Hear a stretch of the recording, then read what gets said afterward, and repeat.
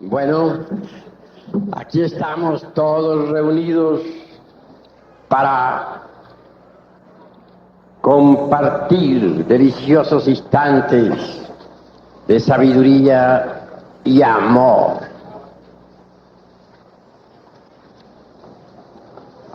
Han visto ustedes en escena una danza muy preciosa de hermosos niños compatriotas mexicanos.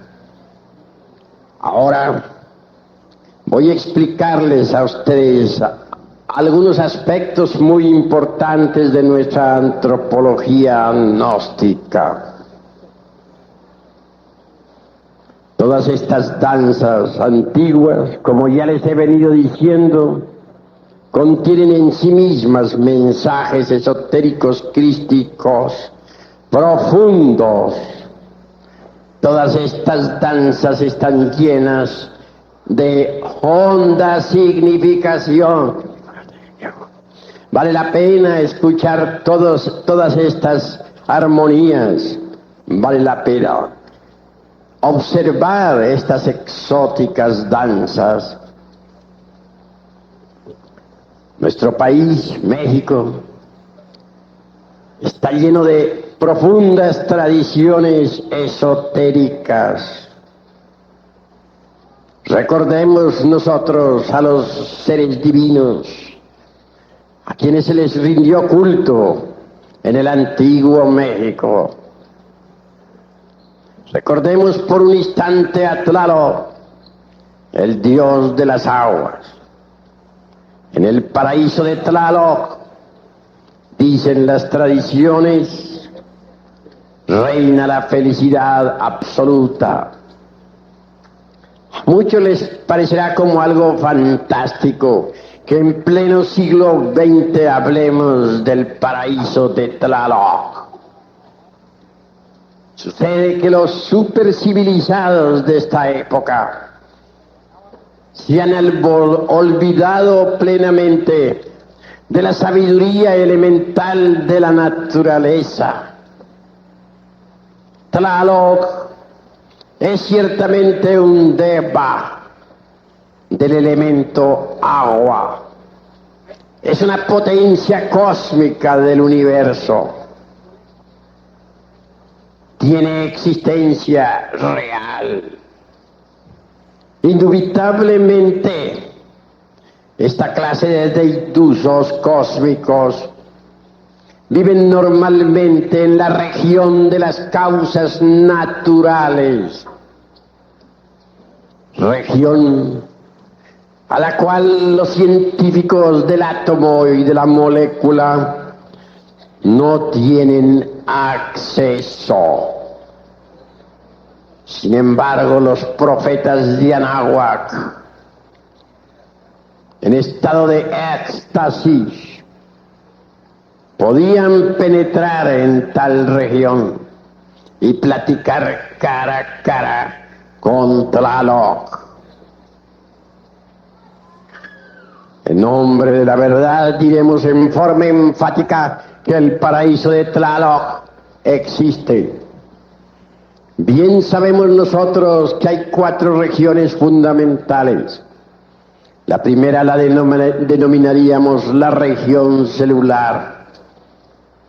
Es esa región de la vida orgánica, la región tridimensional de Euclides. La segunda es el mundo mineral sumergido, que no lo pueden negar los científicos porque existe y las minas y el interior de la Tierra lo demuestran. Nosotros vivimos físicamente en la costra del reino geológico de la Tierra, en la costra mineral. La tercera región es el mundo molecular. Y la cuarta, el mundo electrónico. Desde un punto de vista cósmico y gnóstico, diríamos que el mundo molecular está constituido por las regiones astral y mental. Y en cuanto al mundo electrónico solar, está formado por los mundos de las causas naturales, por el mundo de la conciencia universal y por la región del espíritu puro. Así hay 4 regiones y esto es necesario comprenderlo. La región de Tlaloc es formidable, extraordinaria, maravillosa. Tlaloc vive en el mundo causal. Cuando se habla de Tlaloc, se refiere a ese mundo de las causas naturales en el cual vive. Preciosas tradiciones registradas en los códices dicen que vive rodeado de multitud de hermosos niños y que cuando un rayo cae es porque algún cántaro o simplemente vasija se ha quebrado, se ha roto. Claro, esto es simbólico y en modo alguno deberíamos tomarlo literalmente. Se dice también que Tlaloc tenía a su esposa. Se refiere a la valquiria, se refiere al alma espiritual que es femenina. Viene dicho en muchas de mis obras que el íntimo, es decir, nuestro ser, tiene 2 almas. La una es el alma espiritual, la otra es el alma humana. El alma humana es masculina, el alma espiritual lo es femenina. Este es el par de gemelos dentro de nosotros mismos. Este es el signo de Géminis en nuestra naturaleza espiritual. Así que cuando se habla de Tlaloc y de su esposa, se refiere en forma enfática los códices a las 2 almas, la masculina y la femenina de Tlaloc. No es culpable Tlaloc de que se hubiesen inmolado muchos niños y doncellas en su honor. Siempre se hacía para implorar las lluvias. Mas Tlaloc jamás exigió tales holocaustos. Algún día me encontraba en estado de mantella, quiero decir chamadí, que podría traducirse en el mundo occidental como éxtasis. Lo había logrado a través de la técnica de la meditación, pasando por el dharana, que significa concentración, por el dhyana, que significa meditación. En tal estado de arrobamiento espiritual, hube de encontrarme en realidad de verdad frente a frente con Tlaloc. La recriminación que le hice resultó injusta. Tú, le dije, cometisteis grandes crímenes, permitisteis que se os sacrificaran niñas, niños, doncellas y hasta ancianos, y eso es delictuoso. Tlaloc parecía en tales instantes un árabe de los tiempos antiguos. Respondió: nunca exigí tales sacrificios a la humanidad. Nunca exigí que me inmolaran a seres vivientes. Esto fue cosa de los habitantes del mundo físico. porque yo nunca exijo tales sacrificios humanos. Sin embargo, yo volveré en la nueva era del Aquarius. Así dijo Tlaloc, y entendí. Ese gran ser que ahora vive en el mundo de las causas naturales se reencarnará en la futura edad de oro, en pleno esplendor de Aquarius. Tomará cuerpo físico y ayudará a la sexta raza durante su edad de oro. Así, mis queridos hermanos, se trata de un gran ser que habrá de volver al mundo físico. Hablando en el sentido meramente cristiano, diríamos que se trata de un ángel y volverá, así lo dijo, mediante el Samadhi, en el cual eran expertos los antiguos sacerdotes del Mayab, como los profetas de Anáhuac, o los místicos toltecas, artistas de renombre, etc., podían penetrar mediante la profunda oración y meditación en esa región maravillosa donde vive Tlaloc.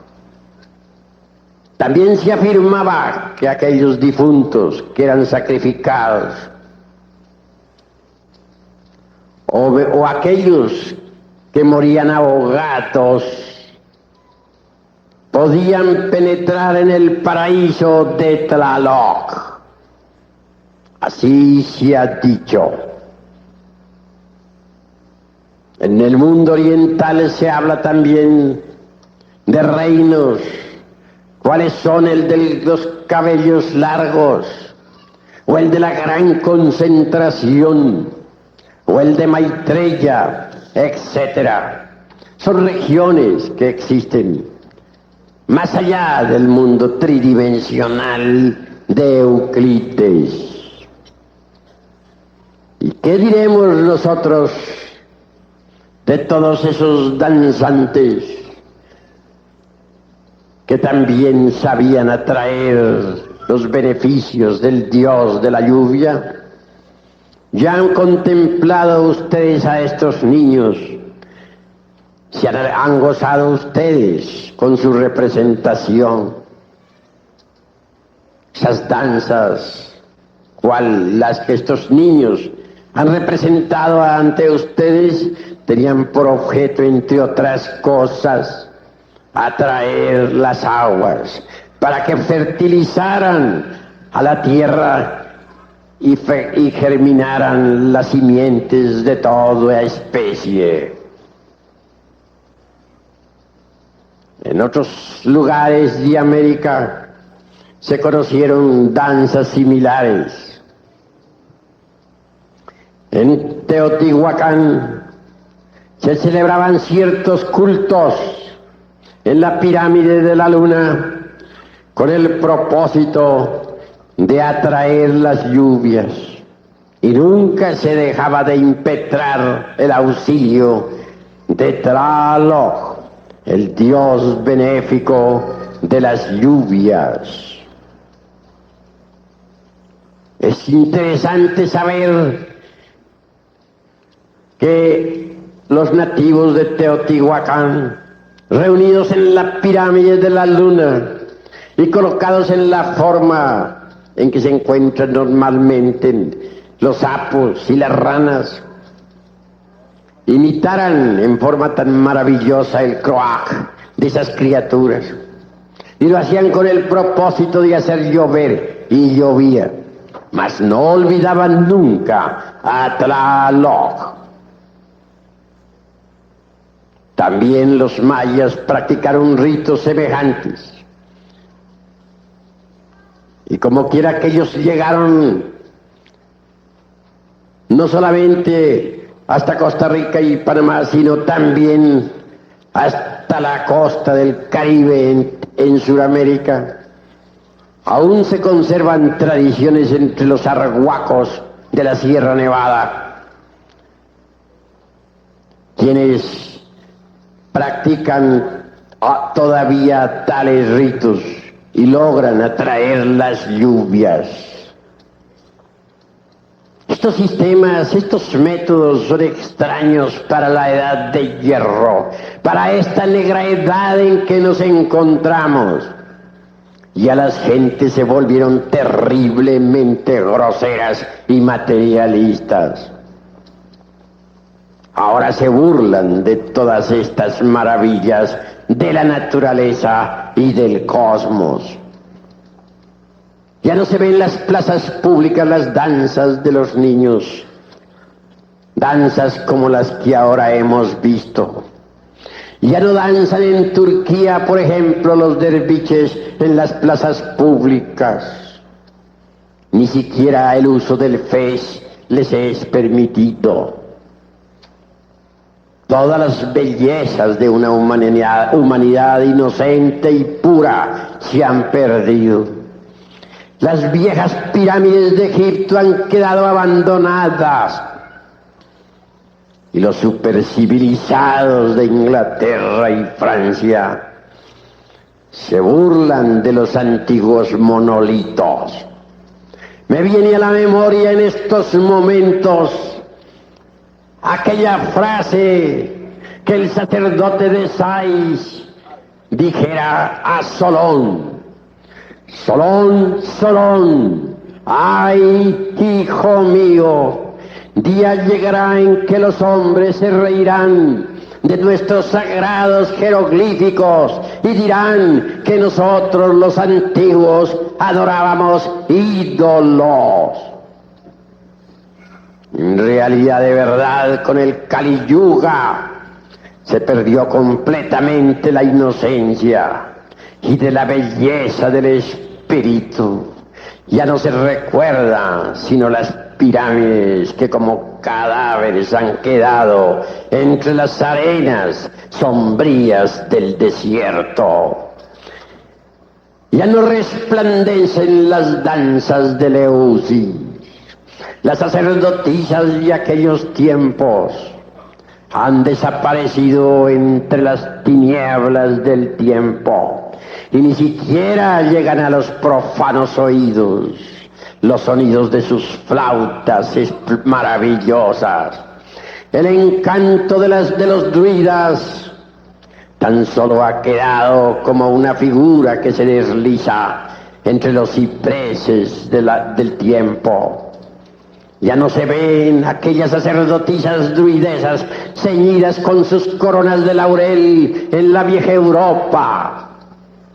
Y las danzas de los vikings entre la tierra de los autóctonos o en la península de Escandinavia han desaparecido. Y solo recuerdos muy lejanos contiene el folclore y la leyenda mística. Y por el sur de América ya no se escuchan las flautas de los templos incaicos. Se han cerrado los corredores que comunicaban al Perú con Bolivia. Los templos están desiertos. Las pirámides se han cubierto de hierba. No se ven por aquí o por allá los sacerdotes del fuego, los incas, esos reyes majestuosos. Brillan ahora por su ausencia. Ha olvidado la humanidad la sabiduría antigua. Ha olvidado la humanidad la religión sabiduría de las antiguas edades. Con gran dolor vemos nosotros ruinas y solo ruinas. ¿Qué saben las gentes de esta época con respecto a la sabiduría de los lemures o de los hiperbóreos? La ciencia apenas si puede penetrar unos 15.000 años, o 20 a lo sumo, en el mundo de las leyendas. Pero ¿qué saben los científicos actuales, los historiadores, sobre esos hombres cíclopes que levantaron las murallas de las antiguas ciudades del continente Mu? ¿Qué se sabe sobre los cíclopes? ¿Qué se sabe sobre el ojo de los Lacertidos? La humanidad actual se ha vuelto espantosamente mecánica. Y del continente Mu no quedan sino las islas de la Australia, de la Oceanía. Ese viejo archipiélago es tan solo una reminiscencia del continente aquel donde vivieran los hombres dioses. Amigos, es a nosotros los gnósticos los que nos toca luchar por sacar de entre el polvo de los siglos la sabiduría divina. Es a nosotros los gnósticos a los que nos toca luchar contra las tinieblas de esta edad negra. Es a nosotros a quienes nos toca luchar para restaurar la inocencia perdida sobre la faz de la tierra. Los tiempos han llegado. Estamos ante el dilema del ser y del no ser de la filosofía. Y aunque los ignorantes ilustrados se rían de la antropología gnóstica, continuaremos nuestras investigaciones. ¿Y qué diremos de Huehueteotl, el dios viejo del fuego? Un ídolo para los ignorantes ilustrados, una carcajada, un sarcasmo, una idolatría, un fetiche y nada más. Mas los gnósticos no pensamos así. Huehueteotl es el fuego universal que arde en esta creación. Recordemos que el Cordero de Dios que borra los pecados del mundo es el fuego. Sobre la cruz del mártir del Calvario está explicado el sentido del Cristo. Muchos volúmenes inmensos se han escrito para explicar al Cristo. Mas en verdad, con solo 4 letras está explicado. Y esas 4 letras están escritas sobre la cruz del Gólgota. INRI, ignis natura renovatur integram. El fuego renueva incesantemente la naturaleza. Cristo es el fuego que arde en esta creación. No debemos olvidar que el Cristo está crucificado en la tierra. El fuego del fuego es el Cristo. A nosotros nos interesa la llama de la llama, lo oculto de lo oculto, la asignatura astral del elemento ígneo.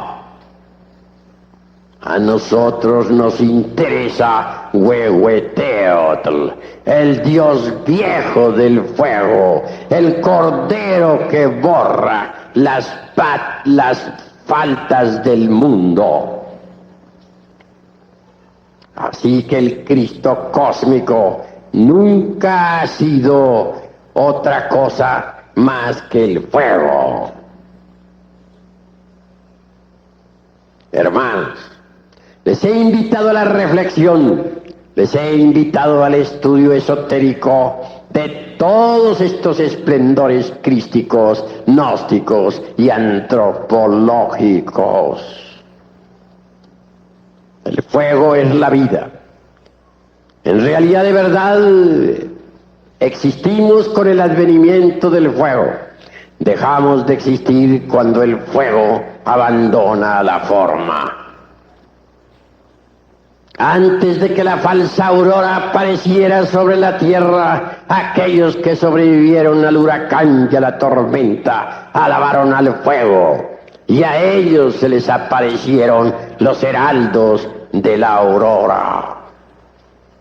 El Cordero con la cruz sostenida sobre una de sus patas, nos invita a la reflexión. La cruz es completamente fálica y iónica. Bien sabemos nosotros que el falus vertical, al introducirse dentro del ionis formal, hace cruz. La cruz, pues, es el elemento básico para el desarrollo del fuego sagrado en la espina dorsal del asceta gnóstico. Representar al fuego como un cordero parecería como antitético, como incongruente. Pero es que el Cordero de Dios es Cristo. Es el Cordero que se sacrifica por la humanidad. Es el fuego crucificado en la tierra. El fuego que debe arder en cada uno de nosotros mediante el esoterismo crístico. Amigos, al entrar nosotros en este análisis superlativo de algunos aspectos de la antropología gnóstica, no debemos olvidar también al elemento aire. Jamás deberíamos olvidar a Ejecatl, el dios del viento, el dios del movimiento cósmico. Ejecatl es un gran maestro, un ángel, es el señor del movimiento. Obviamente la ciencia del movimiento es profunda, terrible. Uno puede pasar años y años y años estudiando tal ciencia y no llegaría jamás a un límite. El movimiento cósmico está lleno de muchos misterios. Ejecatl, el dios del viento, es precisamente especialista en el movimiento cósmico. Más allá de todo esto hallamos nosotros precisamente a la madre del mundo. Ante ella tiemblan todos los elementales del elemento mineral, del elemento tierra. Así, queridos hermanos que hoy me escuchan, en el México antiguo se rindió culto a los dioses elementales de la naturaleza y del cosmos, con las danzas sagradas, con los ritos, con la oración, con la meditación, se invocaba a los deidusos del fuego, de los aires, de las aguas y de la tierra.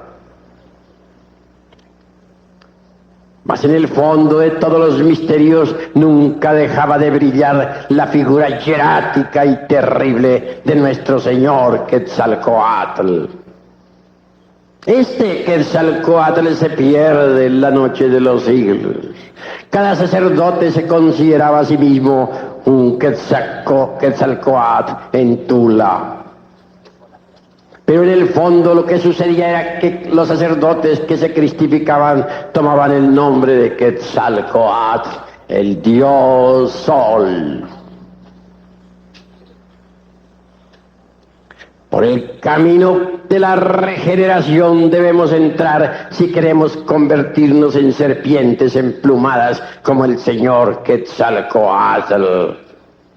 Cuando uno desintegre el ego, cuando lo reduce a polvareda cósmica, cuando uno fabrica los cuerpos existenciales superiores del ser y los convierte en vehículos de oro puro, cuando uno levanta la antorcha para iluminar el camino de los demás, cueste lo que cueste, incuestionablemente se convierte por tal motivo en una serpiente emplumada, en un Quetzalcóatl.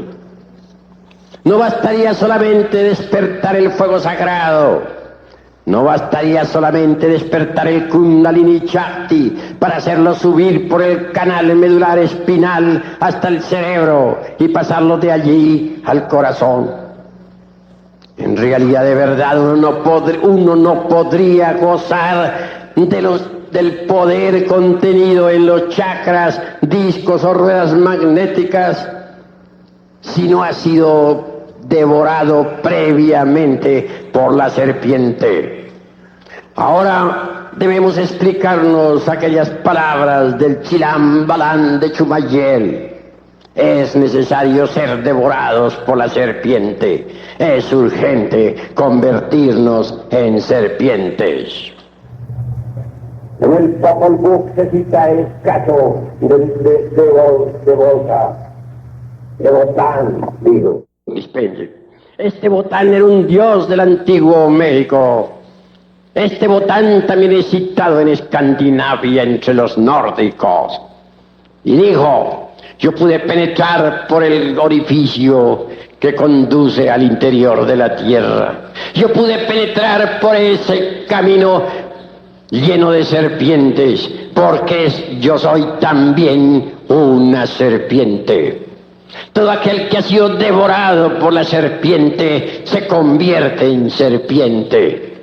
Y Botán fue devorado por la serpiente. Los druidas en estado de éxtasis gritaban: soy una serpiente.